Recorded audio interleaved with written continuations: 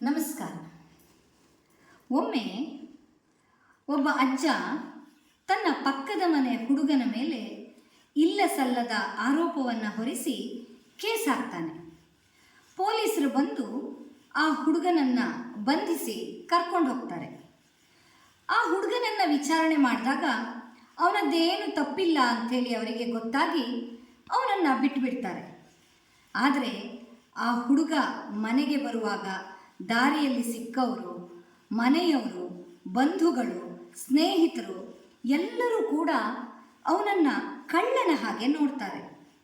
ಇದರಿಂದ ಬೇಸರ ಹಾಗೂ ಕೋಪಗೊಂಡಂತಹ ಹುಡುಗ ಮತ್ತೆ ಅಜ್ಜನ ಮೇಲೆ ಮಾನನಷ್ಟ ಮೊಕದ್ದಮೆಯನ್ನು ಹೂಡ್ತಾನೆ. ಸರಿ, ಪೊಲೀಸರು ಬರ್ತಾರೆ, ಅಜ್ಜನನ್ನು ಕರ್ಕೊಂಡು ಹೋಗಿ ಕೋರ್ಟಿಗೆ ಹಾಜರುಪಡಿಸ್ತಾರೆ.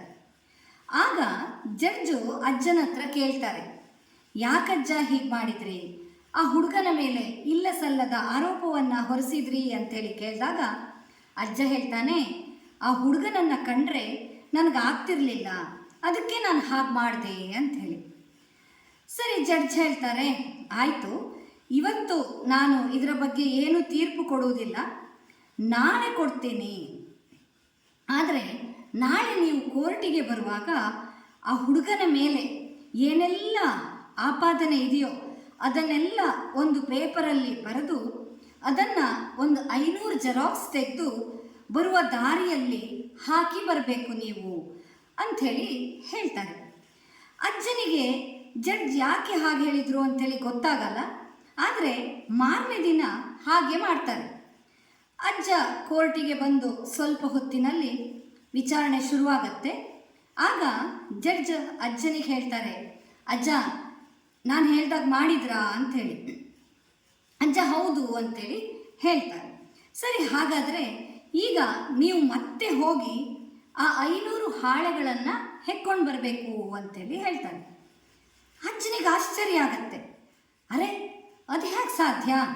ನಾನು ಈಗಾಗಲೇ ಅದನ್ನು ಎಲ್ಲೆಲ್ಲೋ ಬಿಸಾಕಿ ಬಂದಿದ್ದೀನಿ, ಅದು ಗಾಳಿಗೆಲ್ಲ ಹರಡಿ ಹೋಗಿರುತ್ತೆ, ಜೊತೆಗೆ ಯಾರ್ಯಾರೋ ಹೆಕ್ಕೊಂಡು ಹೋಗಿರ್ತಾರೆ, ಮತ್ತಾರೋ ಹರಿದು ಹಾಕಿರ್ತಾರೆ, ಅದನ್ನು ವಾಪಸ್ ತರಲಿಕ್ಕೆ ಸಾಧ್ಯ ಇಲ್ಲ ಅಂಥೇಳಿ ಹೇಳ್ತಾನೆ.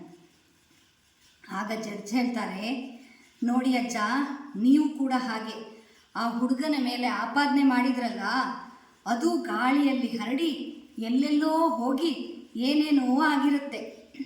ಅದರಿಂದಾಗಿ ಅವನ ವ್ಯಕ್ತಿತ್ವಕ್ಕೆ ತುಂಬ ನಷ್ಟ ಆಗಿದೆ. ಅದನ್ನು ಹೇಗೆ ಸರಿಪಡಿಸಲಿಕ್ಕೆ ಸಾಧ್ಯ ಇಲ್ವೋ ಹಾಗೆ ಅಲ್ವಾ ಅಜ್ಜ, ತಪ್ಪಲ್ವ ನೀವು ಮಾಡಿದ್ದು ಅಂಥೇಳಿ ಹೇಳ್ತಾನೆ. ಆಗ ಅಜ್ಜನಿಗೆ ತನ್ನ ತಪ್ಪಿನ ಅರಿವಾಗಿ ಕ್ಷಮೆಯನ್ನು ಕೇಳ್ತಾನೆ. ಹೌದು ಸ್ನೇಹಿತರೆ, ನಾವು ಕೂಡ ಹಾಗೆ ಕೆಲವೊಮ್ಮೆ ನಮಗೆ ಯಾರ ಮೇಲಿನ ದ್ವೇಷದಿಂದಲೋ ಅಥವಾ ಅವರು ಬೆಳೀತಾರೆ, ಅವರ ಬೆಳವಣಿಗೆಯನ್ನು ತಡಿಬೇಕು ಎನ್ನುವಂತಹ ದೃಷ್ಟಿಯಿಂದಲೋ ಒಬ್ಬ ವ್ಯಕ್ತಿಯ ವ್ಯಕ್ತಿತ್ವವನ್ನು ಹಾಳು ಮಾಡಲಿಕ್ಕೆ ನೋಡ್ತೇವೆ. ಒಮ್ಮೆ ಆ ವ್ಯಕ್ತಿಯ ವ್ಯಕ್ತಿತ್ವ ಹಾಳಾಯಿತು ಅಂತ ಹೇಳಿದರೆ ಅದನ್ನು ಪುನಃ ಸಂಪಾದಿಸಲಿಕ್ಕೆ ತುಂಬ ಕಷ್ಟ ಇದೆ.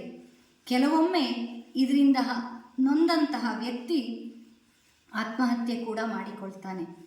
ಹಾಗಾಗಿ ಯಾರ ಮೇಲೂ ಕೂಡ ನಾವು ಇಲ್ಲ ಸಲ್ಲದ ಆಪಾದನೆಯನ್ನು ಹೊರಿಸಬಾರ್ದು. ಅವರ ವ್ಯಕ್ತಿತ್ವಕ್ಕೆ ಕಳಂಕ ತರುವಂತಹ ಕೆಲಸವನ್ನು ಖಂಡಿತ ನಾವು ಮಾಡಬಾರ್ದು. ನಮಸ್ಕಾರ.